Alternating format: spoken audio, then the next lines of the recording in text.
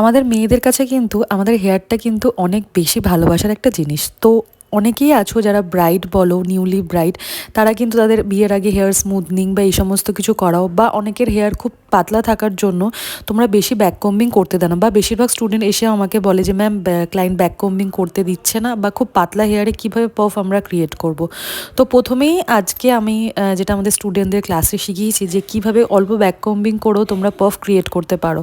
তো প্রথমেই আমি একটা পনিটেল করে নিয়েছিলাম রাবার ব্যান্ডের সাহায্যে। তারপর ডি সেকশনটাকে ভাগ করে নেওয়ার পরে ওখান থেকে দুটো সেকশন নিয়ে খুব রুট এরিয়া হালকা ব্যাক কম্বিং করে তারপর এই ধরনের একটা নেট কেটে সেটাকে রোল আপ করে আমি একটা ইউপিনের সাহায্যে জিগজ্যাগ ওয়েতে সেটা লক করেছিলাম। তারপর রেস্ট অফ হেয়ার খুবই হালকা হালকাভাবে ব্যাক কম্বিং করে আমি কিন্তু আজকে এই পাফটা ক্রিয়েট করেছি। তো তোমরা যদি এইভাবে পাফ ক্রিয়েট করো তাহলে কিন্তু খুব বেশি ব্যাক কম্বিং করতে হচ্ছে না, একদম রুট এরিয়া ব্যাক কম্বিং করছে এবং পাফের কিন্তু ভলিউমে অনেক ভালো আসে।